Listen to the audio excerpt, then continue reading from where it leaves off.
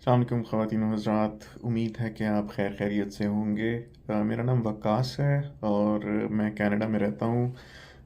मैं यहाँ इमिग्रेट होकर आया था 2019 में। उस वक्त से बहुत सारे लोग हैं जो मुझसे अक्सर पूछते रहते हैं कि किस तरह से तुम इमिग्रेट होकर आए, कनाडा आने के तरीके क्या हैं और क्या आना चाहिए या नहीं आना चाहिए। और मज़ीद उसके फ़ायदे नुकसानात हर किस्म की चीज़ें मुझसे अक्सर अक्सर व बेशतर लोग पूछते रहते हैं। और ये वीडियो बनाने का मकसद भी मेरा यही था कि मैं इसमें थोड़ी सी तफसीलात दे दूं कि मैं किस तरह से आया और आने के तरीके क्या क्या हैं और किस तरह से आप आसानी से आ सकते हैं। उसके अलावा आने का फ़ायदा भी है या नहीं। तो बहरहाल शुरू करते हैं।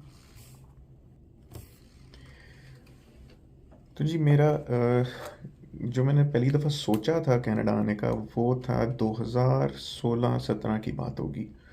अम, उस वक्त तक मेरे ज़हन में कोई इरादा नहीं था कि मैं पाकिस्तान को छोड़ूंगा, कभी भी पाकिस्तान से बाहर रहूँगा। मैं खुश था पाकिस्तान में, ठीक है जैसे चल रहा है सब कुछ ठीक है। पर कुछ हालात इस तरह के नज़र आने शुरू हुए उस ज़माने में, आप लोगों को भी पता है, बहुत सारे लोग जो उस वक्त काम भी कर रहे थे या पढ़ भी रहे थे, पढ़ाई भी कर रहे थे, हालात जो थे वो थोड़े से तंगी की तरफ आना शुरू हो गए थे, इन्फ्लेशन बढ़ रही थी। और बहरहाल वो तो बहुत सारी बातें हैं इस तरह की जो बंदा सोच सकता है। कई लोग ऐसे हैं जो बड़े खुश होते हैं उसके बावजूद इमिग्रेट कर जाते हैं। अ, तो मैंने उस वक्त सोचा था और फिर उसके बाद सबसे पहला जो मेरा था, जो चीज़ मैंने सोची कि मैं करूं वो था कि कोई एजेंट ढूंढूं। पाकिस्तान में कोई ऐसी एजेंसी, बहुत सारी एजेंसीज़ हैं पाकिस्तान में जो इमिग्रेशन सर्विसेज प्रोवाइड करती हैं। तो मैं कोई इमिग्रेशन फर्म ढूंढ रहा था। तो मुझे याद है उस वक्त एक स्टैलियन इमिग्रेशन के नाम से एक इमिग्रेशन एजेंसी थी, सिद्दीक ट्रेड सेंटर में लाहौर में, जो गुलबर्ग में, मेन बुलेवार्ड गुलबर्ग और जेल रोड के कॉर्नर पे। तो वहाँ मैं पहली दफ़ा गया। उस वक्त तक मुझे कुछ नहीं पता था इमिग्रेशन के बारे में, किस तरह से होती है, क्या प्रोसीजर्स हैं। बातें तो सुनते रहते हैं आप लोगों से, लोग अपनी अपनी कहानियाँ सुनाते रहते हैं कि जी मैंने ऐसे इमिग्रेशन की, मैंने फलाना बंदा जो है वो उसने ये किया। एक ने तो मुझे एक कहानी सुनाई कि आप ख़त लिख दें कौंसलेट को या एम्बेसी को, एम्बेसडर के नाम पे ख़त लिखें और उसको बताएं कि जी मैं बड़ा शौकीन हूँ वहाँ बाहर जाने का, कनाडा जाने का, और मुझे बड़ा प्यार है कनाडा से। तो और साथ उसने अपना पासपोर्ट भेज दिया उस ख़त के अंदर। और कोई हफ्ते बाद उसको वापस एक ख़त मिला, उसके अंदर उसका पासपोर्ट था, उस पर वीज़ा लगा हुआ था और सारा कुछ लगा हुआ था, और वो चला गया कनाडा। सब सब झूठ है, ऐसा कुछ नहीं होता। इन मुल्कों में सबसे बड़ी जो चीज़ है वो ये है कि इस कानून से हट के ये काम नहीं करते। जो इनके कानून में लिखा हुआ है, जो लॉ में लिखा हुआ है, जो इन्होंने लिख दिया है, उसके मुताबिक काम होगा जो भी होगा। बहरहाल मैं स्टालियन इमिग्रेशन गया, उन्होंने मुझसे कुछ थोड़ी सी तफसीलात पूछी। मैंने उनको बताया अपने बारे में। उन्होंने आइल्स का पूछा। उस वक्त मुझे आइल्स का पता तो था कि क्या होता है, टेस्ट होता है एक इंग्लिश लैंग्वेज का। पर उसमें क्या स्कोर चाहिए, कैसे होता है वो टेस्ट, ये कुछ मुझे नहीं पता था। उन्होंने मुझसे पूछा कि क्या स्कोर आ जाएगा। मैंने कहा शायद ठीक आ जाए, मुझे अभी आइडिया नहीं है ऑब्वियसली। तो उन्होंने कहा जी उसमें बड़ा अच्छा स्कोर लाना पड़ेगा, तो आपकी हो सकती है प्रोविंशियल नॉमिनेशन में, हम कोशिश करेंगे। साथ ही उसने मुझे कह दिया जी 50,000 रुपये आप जमा करा दें अभी, और बाकी के फिर चीज़ें पैसे जो हैं वो हम आपको बताते रहेंगे। शुरू करने के लिए हमें 50,000 रुपया चाहिए। तो मैंने कहा अच्छा ठीक है। मैं वापस गया। अच्छा उसने मुझे जो टोटल जो बताई थी अमाउंट, वो तकरीबन 2.5-3 लाख रुपया बताई थी कि जी 3 से 4 लाख, मुझे अब एग्जैक्टली याद नहीं, इतना ही कुछ था कि जी इतने पैसों में आप आपका जो सारा प्रोसेस है वीज़ा लगने तक वो हम करेंगे, इतने पैसे आपके लगेंगे। तो मैं घर गया, इतने पैसे तो थे नहीं। ज़ाहिर है एक मिडिल मिडिल क्लास फैमिली से ताल्लुक़ रखते हैं, वालदैन से कहना कि जी आप इतने पैसे दे दें जिस चीज़ पे यकीन भी ना हो कि ये होगा या नहीं होगा, तो बेवकूफ़ी लगती है। तो फिर मैंने कुछ थोड़ी सी और रिसर्च की अपनी तरफ से। मैंने कहा कि ख़ुद से बैठ के ज़रा देखो तो सही कि होता कैसे। तो बड़ा आसान प्रोसेस था यार, कि हर चीज़ उनकी कनाडा की इमिग्रेशन का जो डिपार्टमेंट है, IRCC उसको कहते हैं, पहले CIC उसका नाम था, Canadian immigration something I don't know, but any how CIC पहले उसका नाम था, बाद में IRCC हो गया। IRCC है immigration, refugees and citizenship Canada. CIC is I think citizenship and immigration Canada, तो उसका नाम चेंज करके उन्होंने IRCC कर दिया। बट एनी हाउ उनकी वेबसाइट पे तमाम इंफॉर्मेशन इमिग्रेशन किस तरह से करनी है, जो जो टूल्स हैं कि आप अपने अपना स्कोर चेक करना है। उसमें एक स्कोर होता है इमिग्रेशन के लिए, वो उसको कहते हैं CRS, कॉम्प्रिहेंसिव रैंकिंग सिस्टम है उनका एक। उसमें आपकी एजुकेशन, एज, आपका एक्सपीरियंस, जॉब एक्सपीरियंस, और उसके अलावा आइल्स का स्कोर, ये मेन 4 चीज़ें हैं जिनकी बेस पे आपका स्कोर बनता है एक। वो स्कोर यूजुअली होता तो काफ़ी, वो मेरे ख्याल 900 या 1000 में से होता है, पर जो स्कोर चाहिए होता था उस ज़माने में वो 450 के अराउंड था। 450 या उससे ऊपर अगर आपका स्कोर है तो आपकी इमिग्रेशन ऑलमोस्ट 90% हो जाती। बाकी 10% वही है, आपने एप्लीकेशन डालनी है और उसके अंदर अगर कोई गलती वगैरह ना निकल आए, अदरवाइज़ तो आपका सारा प्रोसेस वहाँ से हो जाता है, एज लॉन्ग एज आपके स्कोर पूरा है। स्कोर पूरा करने के लिए मैंने शुरू में तो एक वैसे ही, अच्छा उसमें प्रोफाइल बनानी पड़ती है। IRCC के वेबसाइट पे जाके अपनी आप प्रोफाइल बना दें तो वो एक उनका एक पूल है, एक्सप्रेस एंट्री पूल उसको कहते हैं। उसके अंदर वो आपकी प्रोफाइल डाल देते हैं, बेस्ड ऑन योर जो आपने इन्फॉर्मेशन दी होती है उस पर एक स्कोर आपको मिल जाता है, CRS स्कोर जिसको कहते हैं। वो आपका 400 है, 450 है, 500 है, जो भी है। 500 तो बहुत मुश्किल होता है, बट नॉर्मली 400 450 के बीच में अगर आपका स्कोर है जो भी है वो उसके अंदर चला जाता है। और फिर उसके बाद हर 2 हफ्ते बाद एक ड्रॉ उसको कहते हैं, वो एक ड्रॉ करते हैं। उसमें ये होता है कि मिसाल के तौर पे उन्होंने कहा कि 4000 लोग इस ड्रॉ में हम इनवाइट करेंगे उनको। तो अब वो टॉप से देखते हैं, अब किसी अगर हाईएस्ट रैंकिंग जो बंदा है उसका अगर 600 स्कोर है तो 600 से वो शुरू करेंगे और करते करते नीचे आते आते जहाँ पे 4000 पूरे हो गए उनके, अब वो लोएस्ट स्कोर अगर वो 450 पे है तो 4000 वहाँ पे वो कट ऑफ हो जाएगा और उतने लोगों को इनविटेशन चले जाएंगे। तो उन्होंने कोई हिसाब रखा होगा, लेकिन उस ज़माने में 450 के अराउंड अगर होता था स्कोर तो आपका आराम से हो जाता था। अच्छा उसमें इस प्रोग्राम को कहते थे एक्सप्रेस, इसको कहते हैं express entry federal skilled worker programme. तो एक और इसी में एक्सप्रेस एंट्री के अंदर है प्रोविंशियल नॉमिनेशन प्रोग्राम। तो फेडरल स्किल्ड वर्कर प्रोग्राम तो ये है कि आपको कोई नॉमिनेशन नहीं मिली, आपको कुछ नहीं, वो सिर्फ आपकी अपनी जो काबिलियत है और आपकी अपनी जो जॉब एक्सपीरियंस है, एजुकेशन है, एज है, आपकी आइल्स का स्कोर है, इनकी बेस पे जो आपको पॉइंट्स मिले उसकी बेस पे अगर आपके इतने पॉइंट्स हैं और उस आपको इनविटेशन आ गया तो आपका ऑलमोस्ट 90% काम हो गया, आप इमिग्रेट कर जाएंगे। कुछ लोग हैं जिनका स्कोर कम होता था, पर वो फिर प्रोविंशियल नॉमिनेशन प्रोग्राम एक आ जाता है बीच में, जिसमें जब आप अपना एक्सप्रेस एंट्री में अपनी प्रोफाइल बनाते हैं तो वो आप वहाँ पे अगर कभी बनाएंगे तो आप देखेंगे कि उसमें वो ऑटोमेटिकली प्रोविंसेस को भी वो आपकी प्रोफाइल चली जाती है। और वो प्रोविंसेस जो हैं वो उसमें देखते हैं, अगर उनको रिक्वायर्ड है आपका जो स्किल है वो वहाँ पे रिक्वायर्ड है उस प्रोविंस में, तो वो आपको एक उसको कहते हैं नोटिफिकेशन ऑफ इंटरेस्ट की ईमेल एक आती है आपको। मेरे पास एक ईमेल है, मैं वैसे इसी वीडियो के अंदर आपको वो शेयर करूँगा। मुझे एक ज़माने में आई थी, मैंने उस वक्त नहीं किया था, पर मैं आपको वो शेयर करूँगा। वो छोटा सा एक मैसेज आता है उनकी तरफ से, नोटिफिकेशन ऑफ इंटरेस्ट का। तो वो कहते हैं कि जी उसमें यानी कि यही कहा होता है उन्होंने कि जी हम चाहते हैं कि आप हमारे प्रोविंस में आएँ, तो आप हमारी वेबसाइट पे जाएं और वहाँ जाकर हमारे प्रोविंस की वेबसाइट पे जाएं और वहाँ जाकर आप अप्लाई करें।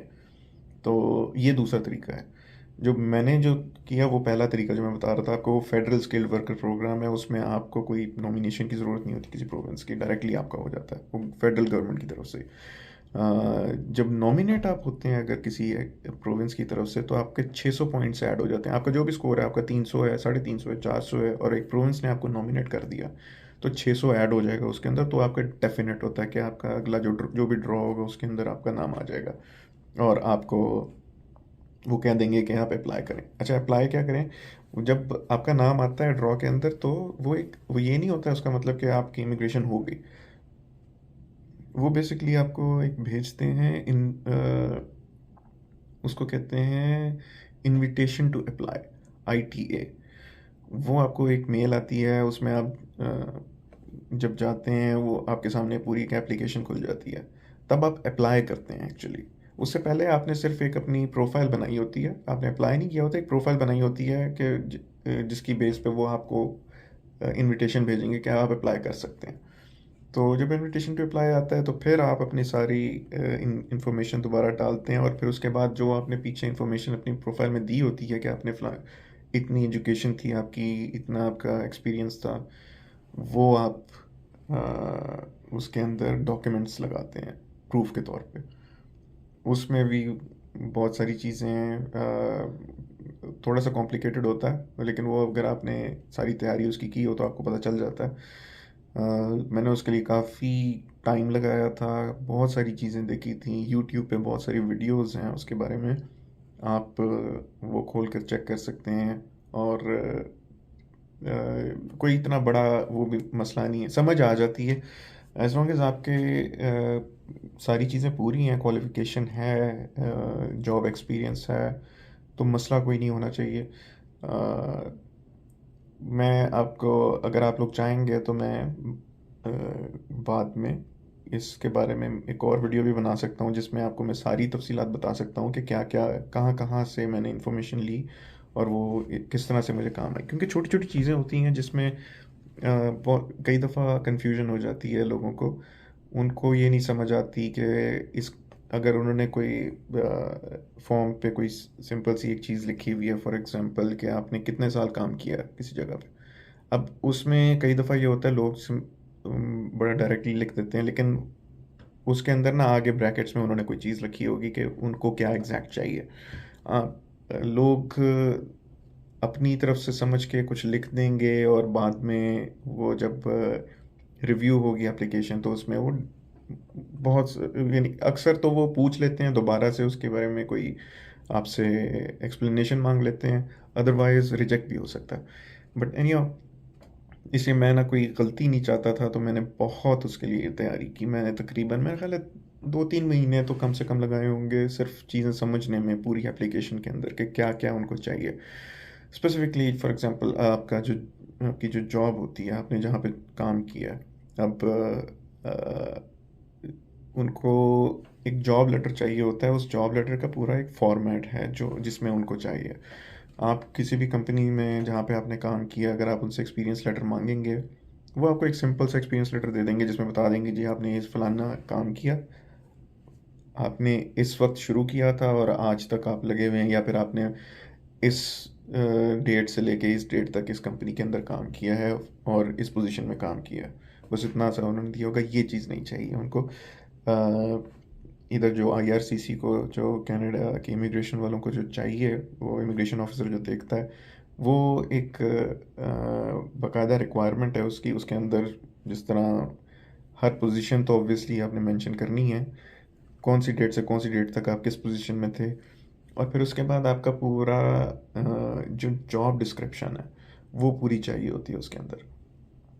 जॉब डिस्क्रिप्शन किस तरह से है, वो उनका एक नेशनल ऑक्यूपेशन क्लासिफिकेशन की एक और है, स्टेटिस्टिक्स कनाडा की आई थिंक वेबसाइट है, या आई डोंट नो, बट वो एक और वेबसाइट है, उसके ऊपर आप एन नॉक कोड कहते हैं उसको, national occupation classification. For example मैं बैंकिंग में था, तो मेरा था banking credit and other investment managers का नॉक था, आई थिंक 0122 उसका नंबर था। उसके अंदर उन्होंने वो जॉब बताई होती है और उसके नीचे उसकी जॉब डिस्क्रिप्शन दी होती है कि ये वाली जॉब जो है ये काम करती है।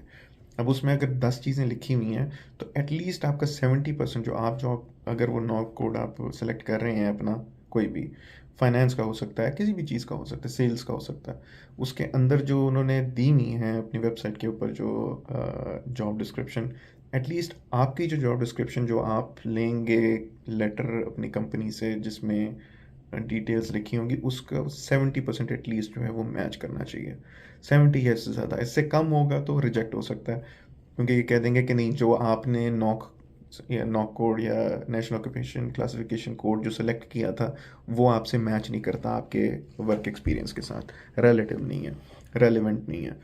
तो आप को ये चीज़ें बड़ी ध्यान रखना पड़ता है। मैं एक बैंक में जॉब करता था और ऑब्वियसली वो काफ़ी सारे लोग जानते हैं, काफ़ी सारे लोग उस बैंक को नहीं भी जानते। वो बेसिकली एक सऊदी बेस्ड बैंक है पाकिस्तान में, नाम मैं नहीं लूँगा यहाँ पे। एनी हाउ वहाँ मैंने एचआर से बात की, एचआर वालों वाले एग्री कर गए कि हाँ ठीक है हम दे सकते हैं आपको, एज लॉन्ग एज मैंने झूठ नहीं बोला उसके अंदर। ज़ाहिर है मैंने उसके अंदर जो मैं करता था वही लिखी चीज़ें, बस वो उस तरीके से लिखी जिस तरह से आईआरसीसी को चाहिए थी। और वो एचआर वालों को कोई प्रॉब्लम नहीं थी, मेरे अपने बॉस को भी कोई प्रॉब्लम नहीं थी, उन्होंने भी उस पर साइन कर दिए पढ़ के सारा उसका प्रूफ रीड करके।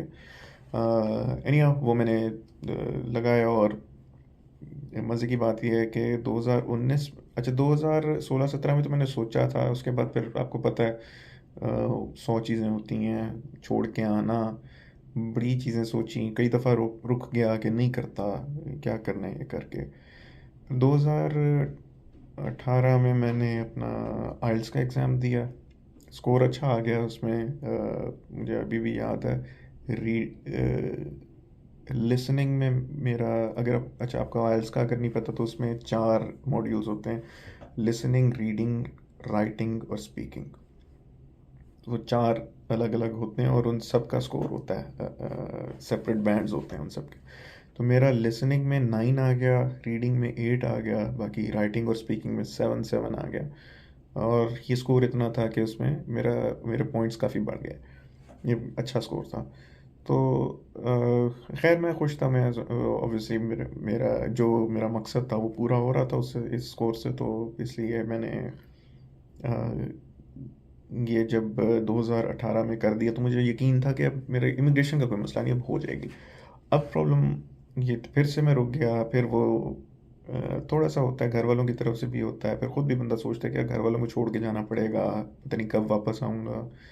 तो इस तरह की बहुत सारी चीज़ें फिर सोच के मैं रुका रहा। 2019 में मेरी एज 30 होने लगी थी। अब आपको एक और मज़े की बात बताता हूँ, 30 साल की उम्र तक आपको मैक्सिमम पॉइंट्स मिल जाते हैं एज के। 31 साल की उम्र में आपके 5 पॉइंट्स गिर जाते हैं, फिर 32 साल की उम्र में 5 पॉइंट्स आपके मज़ीद गिर जाते हैं। तो इस तरह आपके पॉइंट्स गिरते रहते हैं। फिर उसके बाद 30 साल की उम्र के बाद हर साल आपके 5-5 पॉइंट्स गिरते हैं। तो मैं 31 साल का ऑलरेडी था, मैं 32 साल का होने वाला था। तो मैंने उससे सोचा कि यार अब अगर ना हुआ तो मेरे पॉइंट्स इतने गिर जाएंगे अगले साल के मैं मज़ीद फिर मैं कर नहीं सकूँगा इमिग्रेशन के लिए दोबारा अप्लाई। और अभी मौका है, ये प्रोग्राम कब वो कोई पता भी नहीं होता कि कैनेडियन गवर्नमेंट अचानक उसको रोक दे, कैंसिल कर दे।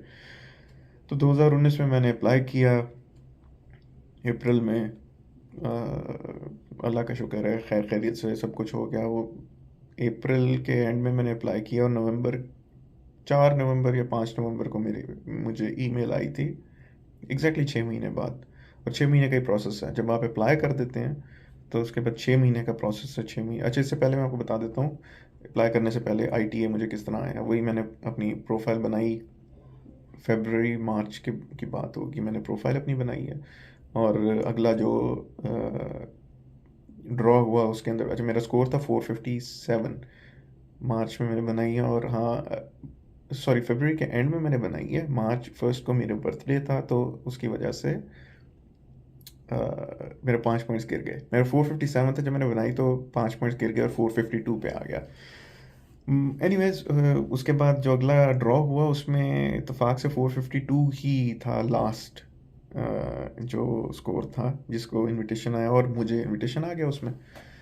तो मैं उसके बाद फिर वही महीना 1.5 महीना मेरी अपनी थोड़ी सी सुस्ती थी, वो काम भी कर रहा था, ऑब्वियसली जॉब भी कर रहा था।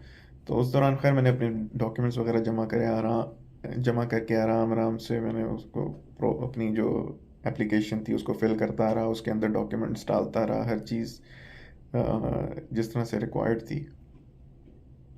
आई थिंक 27 या 28 अप्रैल को मैंने 2019 में एप्लीकेशन सबमिट की है। और नवंबर के शुरू में एग्जैक्टली 6 महीने और 5 दिन बाद मुझे ईमेल आ गई कि पासपोर्ट सबमिट करने की। उस दौरान एक और ईमेल आती है बीच में, आपको तकरीबन 40 दिन बाद क्या बायोमेट्रिक्स की रिक्वायरमेंट होती है उनकी, वो कहते हैं कि बायोमेट्रिक्स दे दें। मैंने वो भी जमा करा अपना कर दिया बायोमेट्रिक्स का। अच्छा, अगर आप चाहेंगे तो मैं बाद में एक और अपनी उसमें वीडियो में ये बता सकता हूँ प्रोसेसेस किस तरह हुए, कहाँ कहाँ मुझे तकलीफ़ों का सामना करना पड़ा, मुश्किलात बहुत ज़्यादा पाकिस्तान में, आपको पता है। जब आपने डॉक्यूमेंट्स सारे जमा करने होते हैं, ख़ास तौर पे एजुकेशन डॉक्यूमेंट्स और दूसरी कुछ चीज़ें, तो उसमें परेशानियाँ क्या होती हैं और कहाँ पे आसानियाँ भी हैं, तो मैं आपको बता सकता हूँ। अलग से आप लोग कांटेक्ट भी कर सकते हैं मुझे, किसी को अगर कोई थोड़ी बहुत हेल्प की रिक्वायरमेंट हो।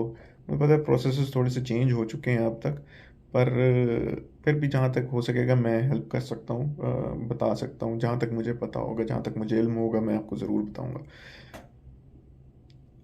एनी हाउ जी, उसके बाद मुझे नवंबर के शुरू में पासपोर्ट सबमिशन की ईमेल आई। शुक्र है कोई बीच में और कोई उन्होंने क्लैरिफिकेशन, बहुत सारे लोग होते हैं जिनकी एप्लीकेशन साल साल डेढ़ डेढ़ साल फंस जाती हैं, और उनसे वो एक्सप्लेनेशंस मांग रहे होते हैं कुछ चीज़ों की, क्योंकि वही डॉक्यूमेंट्स में कोई प्रॉब्लम्स होते हैं, जो उन्होंने पहले बताया होता है अपनी प्रोफाइल में वो मैच नहीं कर रहा होता किसी वजह से, कुछ छोटी मोटी भी गलती हो जाए तो वो पकड़ लेते हैं। मेरा अल्हम्दुलिल्लाह कोई ऐसा मसला नहीं हुआ, अल्लाह की तरफ से सब कुछ ठीक था। उसमें मेहनत भी बड़ी की थी मैंने, ऑब्वियसली मैंने बड़ा देखा था, देख देख के मैंने हर चीज़ की थी। फाइनली जब मैंने अ, मुझे जब ईमेल आई, मैंने पासपोर्ट सबमिट किया, मेरा ख्याल है 3 4 5 दिन बाद मुझे पासपोर्ट वापस मिल गया। पासपोर्ट जब मिलता है उसमें आपका एक सिंगल एंट्री वीज़ा होता है इमिग्रेंट का, और उसके साथ आपको एक लैंडिंग पेपर मिलता है, उसको COPR भी कहते हैं, कंफर्मेशन ऑफ परमानेंट रेजिडेंस। वो आपने ऑब्वियसली साथ अपने लेकर आना होता है जब पहली दफ़ा आप लैंड करते हैं। तो मुझे याद है 15 दिन बाद कि मैंने फ़्लाइट अपनी की, PIA की डायरेक्ट फ़्लाइट ली। वो भी एक किस्सा है, PIA ने जो मेरे साथ जो हुआ, पहली दफ़ा हम टेक ऑफ किया लाहौर से सुबह के वक्त, उड़ते उड़ते तकरीबन 2 घंटे बाद अचानक वापस मुड़ी है फ़्लाइट, और वो जी पायलट साहब ने बताया कि इसमें जहाज़ में कोई कोई फ़नी ख़राबी है, कोई ऐसा मसला नहीं था जो सेफ्टी का इशू हो, पर उन्होंने कहा कि कोई ऐसा मसला है जिसकी वजह से हम यूरोपियन एयर स्पेस के ऊपर से नहीं गुजर सकते, तो उन्होंने वापस मोड़ के सीधा कराची ले गए। वहाँ पे फिर 4 5 घंटे खड़ा किया हमें, उसके बाद फिर वहाँ से उड़ा जहाज़, और हम जहाज़ में ही रहे, और फिर वो आके टोरंटो लैंड किया, तो हम तकरीबन 25 26 घंटे का सफ़र हो गया वो जहाज़ के अंदर। 20 25 घंटे का तकरीबन, लेकिन काफ़ी थकावट वाला सफ़र था। एक जगह पे बैठे रहना, थोड़ा सा उठ के इधर उधर फिरना, फिर बैठ जाना वहीं पे सीट पे। तो वो भी एक था ऐसा इंसिडेंट के, ऐसा एक वक्त था जो काफ़ी मुश्किल था, लेकिन यानी वो जब आप लैंड करते हैं वो खुशी बड़ी होती है कि यार चलो मैं आ गया, पहुंच गया, मेहनत का फल मिला। तो ये एक मुख्तसर करके मैंने आपको बताया है कि मैंने किस तरह से इमिग्रेशन के बारे में सोचा। सोचने की वैसे वजह यही थी कि भाई जो हालात चल रहे थे उस ज़माने में, आज तो खैर उससे कई गुना बुरे हालात हुए हुए हैं हमारे मुल्क के। अल्लाह करे कि मुल्क बेहतरी की तरफ चल पड़े किसी तरीके से। मैं तो आज भी ख्वाहिश करता हूँ, लेकिन मेरी कभी ख्वाहिश नहीं थी कि पाकिस्तान से मैं बाहर आऊँ। अल्हम्दुलिल्लाह अच्छे वक्त पे मैं निकल आया। मैं आपको उसके बाद में आपको ये भी बता सकता हूँ कि मैंने जॉब किस तरह शुरू की, क्या किया कनाडा में आके, किस तरह से आप कर सकते हैं। बहुत सारे तरीके हैं पैसा कमाने के, यहाँ पे कोई मसला नहीं है। मैंने बहुत सारी वीडियोस ऐसी देखी हैं लोगों की जो अ, ये हर वक्त लगे होते हैं कि जी हम कनाडा क्यों छोड़कर जा रहे हैं, हम छोड़कर जा रहे हैं कनाडा, और हम जी वापस जा रहे हैं, या हम मिडल ईस्ट की तरफ जा रहे हैं। जाएं, मिडल ईस्ट बहुत अच्छी जगह है, पैसे भी ज़्यादा हैं मेरा ख्याल है। अगर आपको उस लेवल पर जॉब्स या अपॉर्चुनिटीज़ मिल रही हैं, या आपका कोई बिजनेस इस्टेब्लिश्ड है वहाँ पे, हाँ ज़रूर जाएं। लेकिन जो फ़ायदे आपके इधर की इमिग्रेशन के हैं वो आपको मिडल ईस्ट में ऑब्वियसली नहीं मिलेंगे। वहाँ का तो जो आप कह लें कि जो कैनेडियन इमिग्रेशन की अच्छाइयाँ सबसे बड़ी तो ये कि आप जैसे ही आप लैंड होते हैं, आप परमानेंट रेजिडेंट होते हैं, या चलो एज ए स्टूडेंट आप आ गए, आपने आके यहाँ पे स्टडी परमिट अपना स्टडीज़ कंप्लीट करने के बाद आपने वर्क परमिट आपको मिल गया, आपने काम किया, उसके बाद फिर आप ज़ाहिर PR हो जाते हैं, परमानेंट रेजिडेंट हो जाते हैं यहाँ पे। तो इधर परमानेंट रेजिडेंट होने के बाद आपको सारे राइट्स वही हैं जो सिटीजन्स के हैं, एक्सेप्ट फॉर ऑब्वियसली एक दो चीज़ें होती हैं। कि आप कनाडा से बाहर यानी कनाडा में आपको हर 5 साल में से 2 साल मैंडेटरी हैं गुजारने। उसके अलावा ये कि आप वोटिंग राइट नहीं होता आपके पास।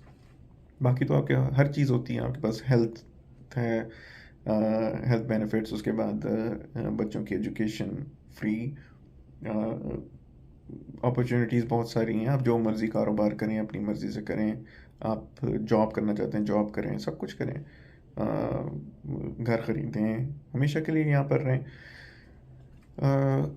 मिडल ईस्ट का थोड़ा सा ये है कि अब वहाँ पे भी चेंजेस आ रहे हैं, पर उधर अभी भी obviously citizenship is difficult to attain. वहाँ पे प्रोसेसेस जो हैं वो इस तरह से सेट नहीं है जिस तरह यहाँ पर हैं। यहाँ पर तो लॉ बना हुआ है ना, एक प्रॉपर प्रोसीजर है। अगर आप उसके थ्रू गुजरते हैं तो आप जो मर्ज़ी है आपको मिल जाएगी। मिडल ईस्ट में ऐसा नहीं है। वहाँ पे मर्ज़ी है उनकी, वो आपको देना चाहेंगे या नहीं देना चाहेंगे, वो उनका उनके ऊपर डिपेंड करता है।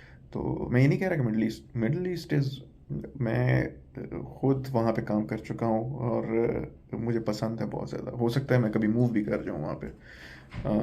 पर आपके पास एक सेकंड सिटीज़नशिप मेरा ख़्याल है होनी चाहिए इस वक्त जो सिचुएशन है पाकिस्तान की।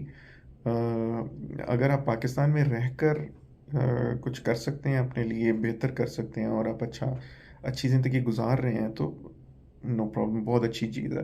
पर अगर आप एक नॉर्मल ज़िंदगी गुजार रहे हैं और आपको फ्यूचर नज़र आ रहा है कि ऐसा ही फ्यूचर आपके बच्चों का भी होगा आगे से, तो मेरा ख़्याल है कि कोशिश करनी चाहिए निकल आएँ। मैं सबको कहूँगा कि यार हो सके तो बाहर निकलो।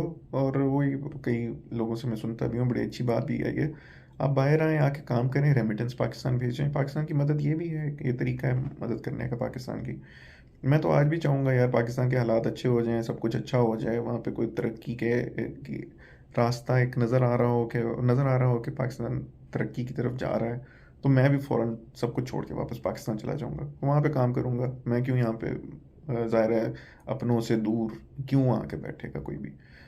तो बहरहाल ये छोटी सी स्टोरी थी मेरी कि मैं किस तरह से आया